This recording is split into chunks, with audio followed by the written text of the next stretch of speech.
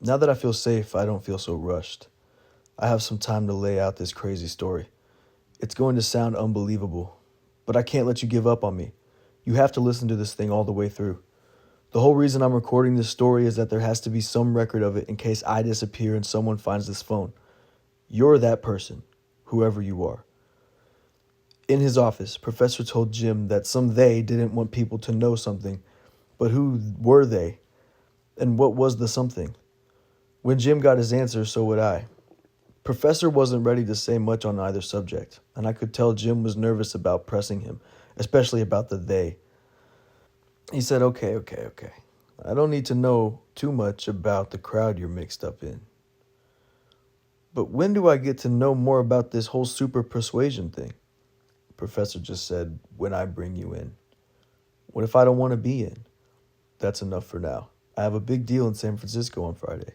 We'll talk after I get back. They said their goodbyes, and I heard the door open and close. It was a few minutes later that I returned to Professor's office, picked up the tumbler that I had left there, and walked away with a recording of this conversation. Now, if you're like me, you don't go for conspiracy theories. I used to think all of them were fantasies, some kind of twisted form of entertainment, providing a diversion from boring reality. Most of them are, of course.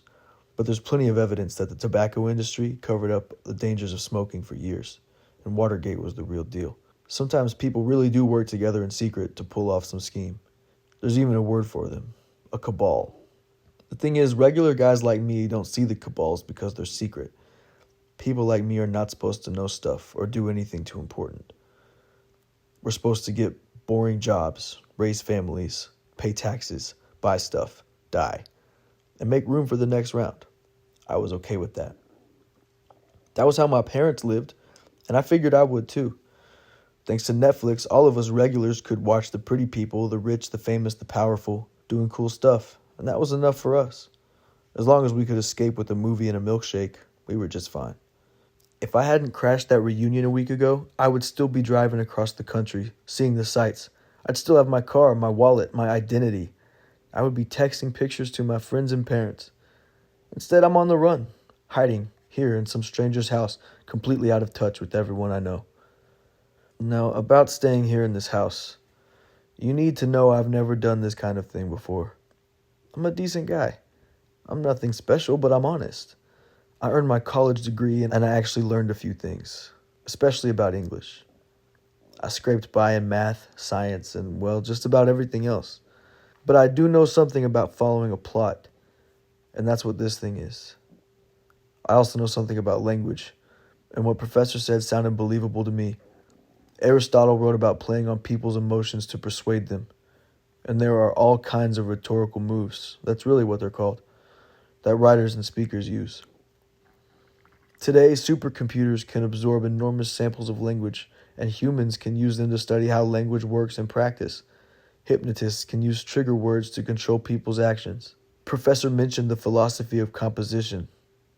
I read that essay outside class because I love Poe, especially The Raven, and I learned from my professor that Poe claimed to have revealed his method for writing The Raven in that essay.